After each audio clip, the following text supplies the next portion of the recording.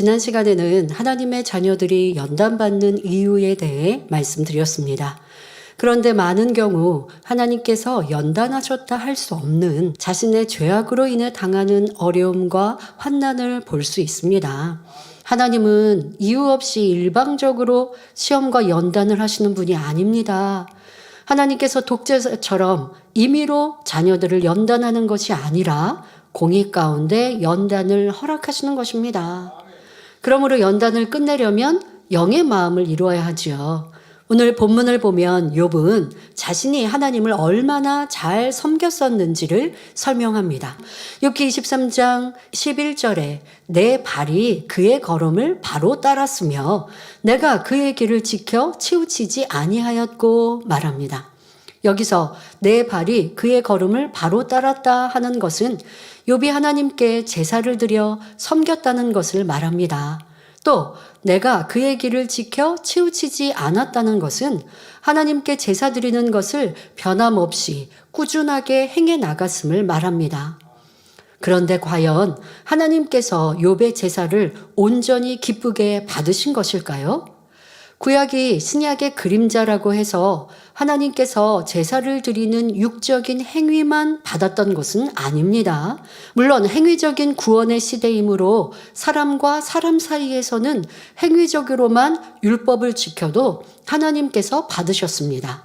하지만 이는 사람이 영적인 것을 이해할 수 없었기 때문에 허락한 것일 뿐 하나님 자신과 사람 사이에서는 육적인 행위만 받지 않으셨습니다.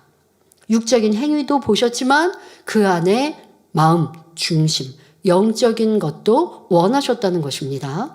예를 들어 하나님께서 아말렉과의 전쟁에서 모든 것을 진멸하라 하셨을 때 사울왕은 좋은 짐승들은 하나님께 제사를 드리겠다는 이유로 살려서 가져왔습니다. 그러나 이로 인해 사울왕에게 돌아온 것은 칭찬이 아니라 큰 책망이었으며 결국 하나님께서 사울왕을 버리신다는 말씀이었습니다.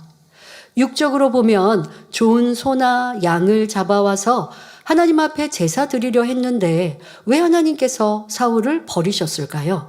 하나님은 육적인 것을 원하신 것이 아니라 순종이 제사보다 낫다는 영적인 것을 원하셨기 때문입니다. 이처럼 하나님께서는 행위적인 것이 아니라 진실한 마음으로 믿고 신뢰하며 순종하는 것을 원하십니다. 아담의 아들 가인은 하나님의 뜻을 알면서도 순종하지 않고 믿음 없이 적당히 땅의 소산을 드렸고 아벨은 믿음으로 순종하여 양의 첫 새끼와 그 기름으로 피의 제사를 드렸습니다.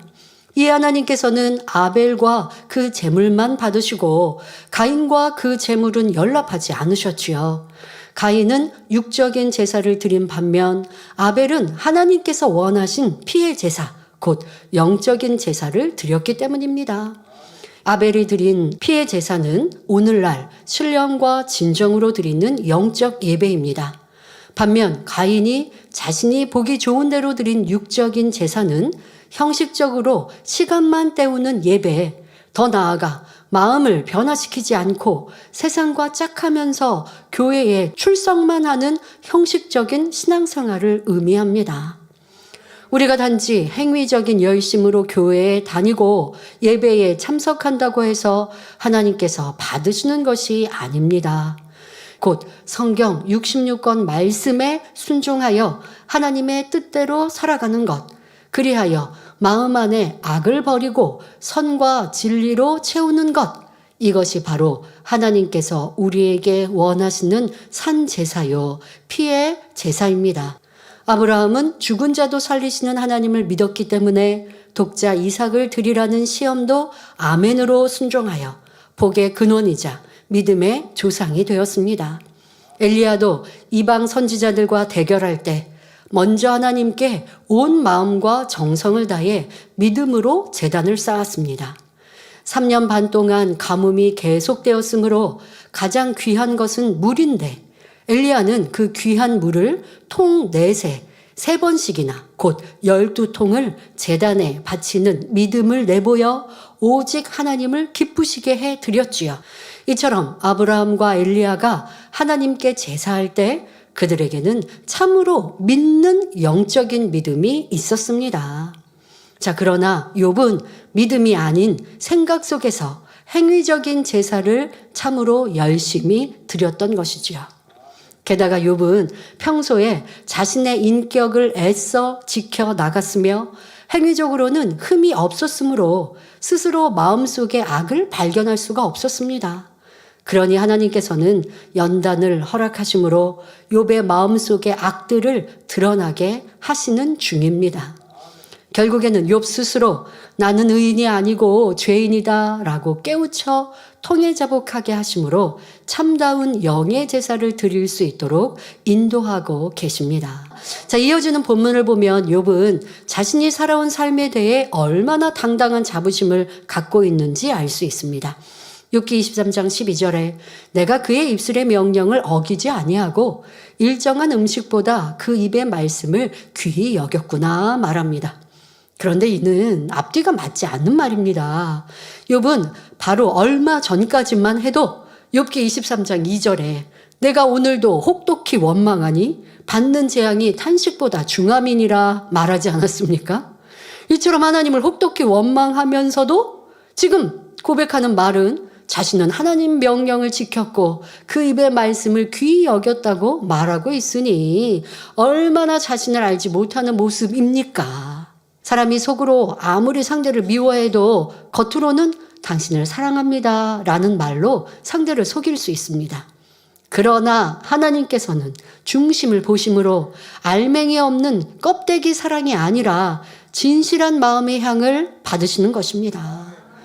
그러므로 우리는 결코 쭉정이가 되어서는 안 되며 알곡 중에서도 최상의 알곡이 되어 가장 아름다운 천국 새 예루살렘까지 이룰 수 있어야 하겠습니다. 욥기 23장 13절에 그는 뜻이 일정하시니 누가 능히 돌이킬까? 그 마음에 하고자 하시는 것이면 그것을 행하시나니 말합니다. 성도 여러분, 과연 욥의 이 말이 타당한 말일까요? 그런데 본문에서 욥은 마치 하나님이 독재자처럼 모든 것을 정해놓고 강제적으로 이끌어 가시는 분인 것처럼 오해하고 있습니다. 물론 하나님께서는 뜻을 정하고 이루십니다. 그러나 하나님의 마음에 맞춰 일방적으로 정하시는 것이 아니라 사랑과 공의 가운데 이루어 가시지요.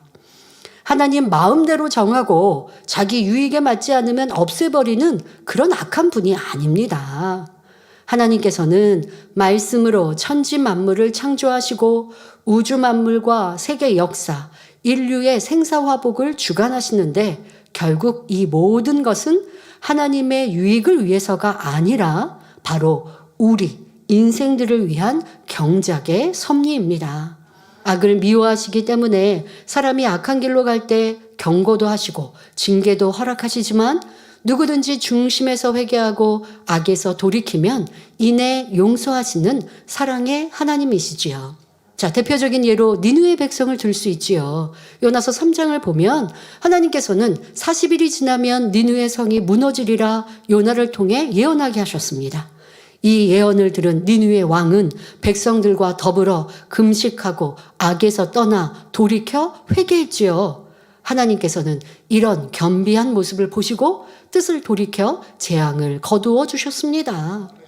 에스겔 33장 14절 15절에도 가령 내가 악인에게 말하기를 너는 죽으리라 하였다 하자 그가 돌이켜 자기의 죄에서 떠나서 법과 의대로 행하여 전당물을 도로 주며 억탕물을 돌려보내고 생명의 율례를 준행하여 다시는 죄악을 짓지 아니하면 그가 정녕 살고 죽지 않을지라 말씀합니다. 자, 하나님께서는 악인을 심판하기로 정하셨다 해도 곧바로 벌을 내리시는 것이 아니라 어찌하든 그를 살리고자 하십니다. 그러므로 모든 사람을 구원하기 원하시는 하나님의 마음, 비록 악인이라 해도 회개하고 돌이키면 동이 서에서 먼 것 같이 그 죄가를 기억지도 않으시는 하나님의 크신 사랑을 깨우쳐 우리 마음 중심에서 하나님을 사랑하는 참 자녀가 되어야겠습니다. 또한 이런 하나님의 마음을 닮아 우리도 어느 누구를 향하여서 판단도 정죄하는 모습도 없어야 하겠습니다. 욥기 23장 14절에 그런즉 내게 작정하신 것을 이루실 것이라 이런 일이 그에게 많이 있느니라 말합니다. 즉 하나님께서는 일단 작정하신 것을 돌이키지 않고 반드시 이루시는 분이기 때문에 욥 자신에게 작정하신 것도 이루실 것이라는 말이지요. 뿐만 아니라 이런 일들이 하나님께는 많이 있다고 말하는데 이는 욥이 선진들을 통해 이런 경우들을 자주 들었다는 것입니다. 그러나 이는 욥이 당하고 있는 모든 일을 하나님 탓으로 돌림으로 자기 위안을 삼는 말임을 알아야 합니다. 흔히 사람들이 사업의 실패나 질병 등으로 자신의 처지가 초라해져서 자존심 상할 때 하늘이 나를 버렸다라고 하늘 핑계대는 것처럼 욥도 지금 그런 의도로 말하고 있습니다. 그러나 사랑의 하나님께서는 자녀들이 아프지 않고 건강하게 살기를 축복받아 하나님께 영광 돌리며 살기를 원하십니다.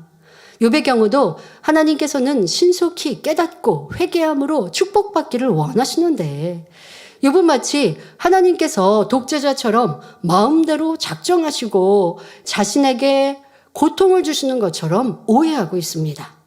이어지는 욥의 말을 보면 욥이 하나님을 오해해도 아주 단단히 하고 있음을 알 수 있습니다.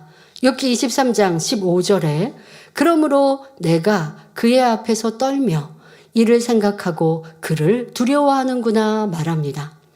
욥은 하나님에 대해 자기 권세를 일방적으로 휘두르는 무서운 독재자요.